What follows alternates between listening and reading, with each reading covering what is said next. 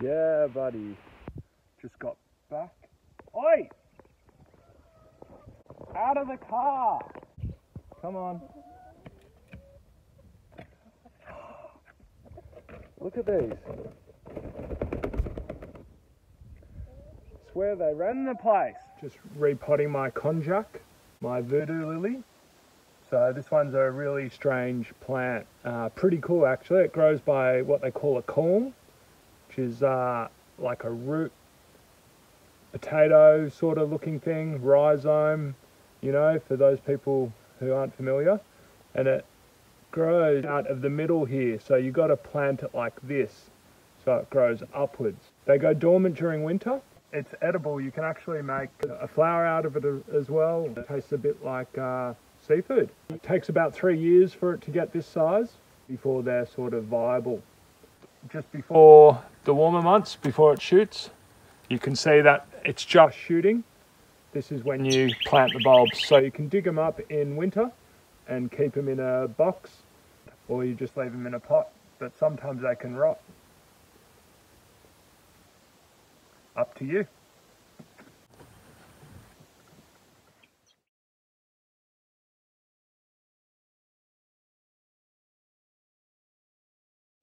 And these guys are about a year old. So you can see they really take a couple of years to fatten up. Yum yum! So today we're splitting up my Bantel Sensation, previously called Sansevieria, now renamed to Dracaena. Go figure. Potting mix, and I've just mixed some perlite in. Being on the drought resistant side of things for plants, they need good drainage, so the perlite gives them that.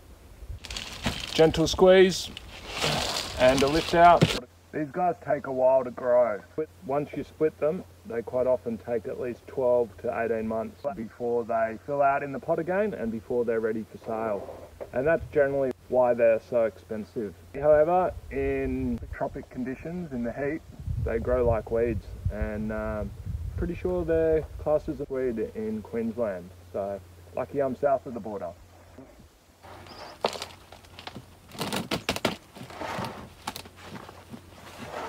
You can propagate them by division, and they grow by pups. So that pup is too small to split, so you would leave that with the big mama. And you can also cut the leaf and stick it in soil or water, and it will grow roots and a new plant over a year or so. However, the new plant's probably not going to have the same variegation as the mother.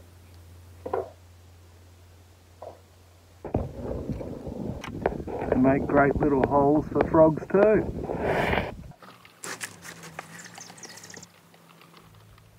This is Sansevieria Dracaena Silversea. It's a compact growth habit with this blue-grey tone foliage. It's a very nice little indoor plant. Handles low light and neglect very well.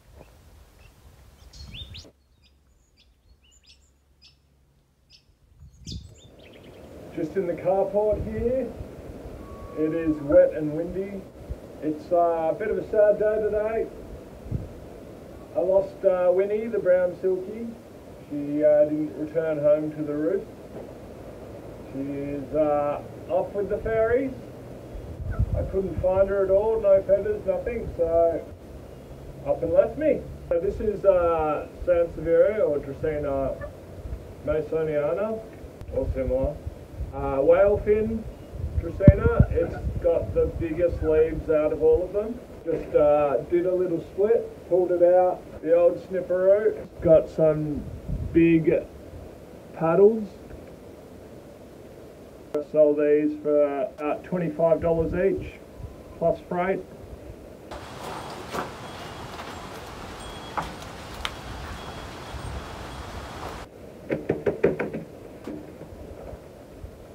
So many plants!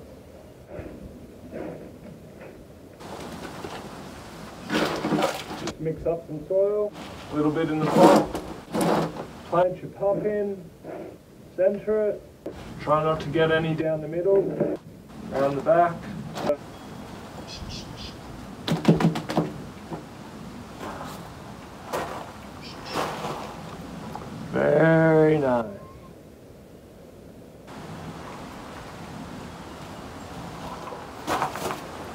And that's the finished product in a squat 190mm.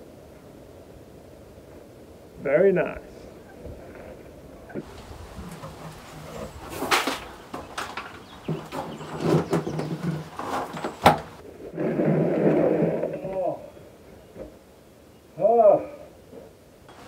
Thanks, Mum.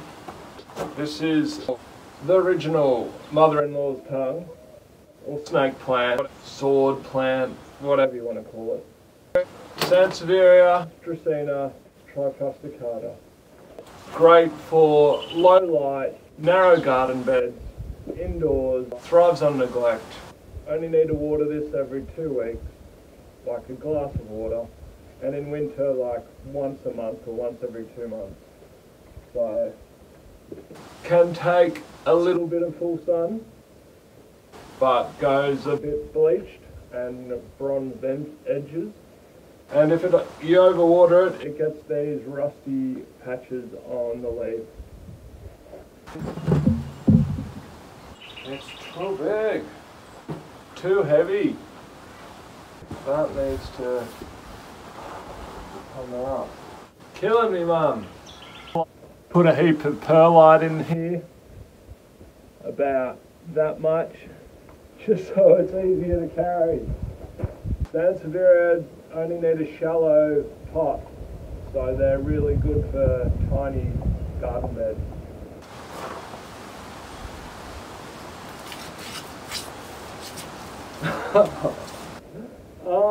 Flashbacks of Sunday roast.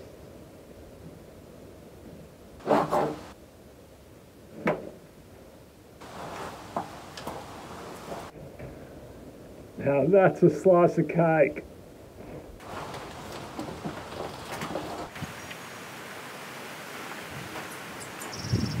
It's a little bit like clothes shopping.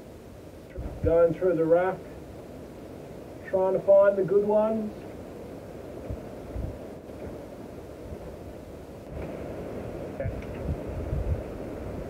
Top half's good. There you go. Really hardy plant. Great. Still so heavy, man.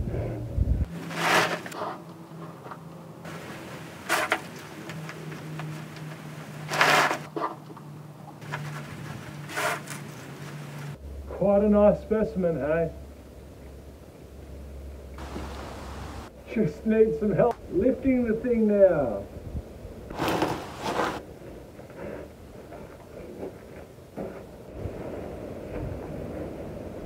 These guys, maybe 15 bucks. And the last one that I'll be putting into commercial production is the Desertii. So it's got these nice cylindrical spears, and they come in a wide range of aesthetics too. You can see tall and straight. You've also got a little bit of a sort of like seagrass look. Definitely a unique Sansevieria.